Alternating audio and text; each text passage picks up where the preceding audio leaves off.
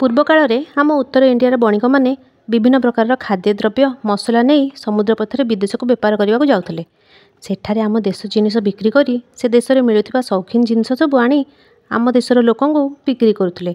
यही प्रकार व्यवसाय करुवा लोक बणिक बोली कहुला। अहमदाबाद सहर होउची गोटे पुरातन सहर।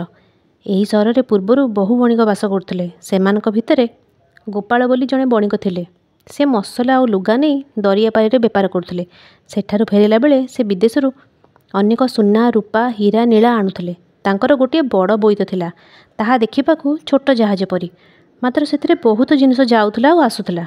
नाविक माने ता भितरे रही पाली करी ना चलाउथले। थरकर घटना, विदेशरू फेरिला बेले संध्या समय आकाश में कलाहांडिया मेघ उठै आसिला। चाहू चाहू सु सु होई पवन भी बहिला। प्रबल बेगरे मेघ बर्षिबाकू लागिला। पवनर बेग बढ़ी चल थाए। बोईतटी खाली झड़ बतासरे दोहलु थाए, सते जेपरी मुहूर्तक भितर समुद्र ताहा बुड़ीजिव। तेणु नाविक माने भୟରେ खाली थरहर हेउथांती। समस्ते खाली ईश्वर को विकल होई डाकुथांती, प्रभु ए विपदरू आमको रक्षा कर। बणिक गोपाल आखिर लुह गड़े गड़े कांदुथांती। ना जदि समुद्र बुड़ी जाए तेबे लक्ष लक्ष टंकार धन संपत्ति जीव, ता सांगरे तांको जीवन मध्य चलीजिव। परिवार लोक माने तांको बाट चाहि बसिथिबे। केते आनंदरे नाचुथिबो पिलामानक मन। एही सब कथा भाबी तांको मन भୟରେ जेतिकी जेतिकी थरुथाए, एणे से झड़ बतास मध्य सेतिकी बेगरे बहुथाए। समुद्र रे बड़ बड़ लहड़ी उठी पानी भी झलके झलके से बोईत भितर पशि जाउथाए।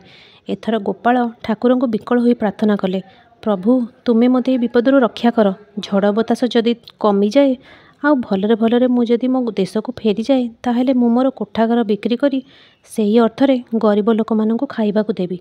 नुआ लुगापटा भी सेमानकु पिंधिबाकू देबी। जे मानकर घर द्वार नथिबो सेमानक पाई मध्य घर तैयारी करदेबी। एतक प्रार्थना करी आखिरु से गोपाल दुई टोपा लुह झराई देले। 10 मिनिट जाइछि कि नहीं झड़ा बतासर बेग कमी आसिला। वर्षा भी बंद हो गला। कला मेघ सब कुआड़े उभे गला।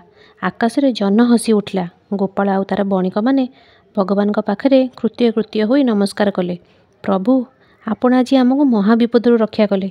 अल्प दिन परे बोईत आसी बंदर रे लागिला। गोपाल तांकर धनरत्न तथा बहुमूल्य गहना गांठी धरी घर को फेरीगले। तांको पाखरे पाई परिवार लोक माने भारी खुशी हेले। से चारिआडे प्रचार कले तांको राज उवास परी कोठा घर को से गोटे टंकार बिक्री करिवे।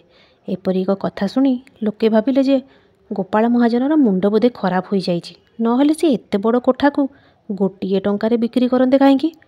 तेणु से सहरर बड़ बड़ धनी लोक माने से घर किणवाक आसी पहुँचीगले। गोपाल कहले, घर बिकिबा सहित मोर गोटे पोषा शुआ भी अच्छी, ताकू मध्य मु बिक्री करी। सेही शुआटीर दाम होउची 100 लाख टंका।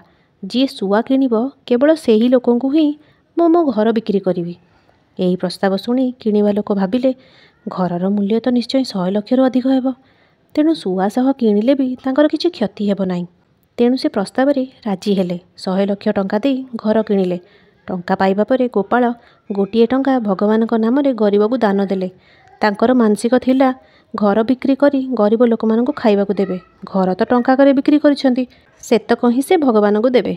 अवशिष्ट टंकारे से नुआ जगार घर तोलिबे। विपद बेले ठाकुर को डाकिबा एवं विपद कटिगले ठाकुर को ठकिबा, यह अनेक लोकंकर चरित्र। मनीषर मन भीतर कथा तो केवल ठाकुर ही ठीक जानी पारंती। भगवान मध्य जानिथिबे गोपाल तार व्यवसाय बुद्धि रे तांको ठकिछि। तो सांग माने जदि गपटी भल लागि थाए ता लाइक शेयर सब्सक्राइब निश्चय करिवे। जय जगन्नाथ।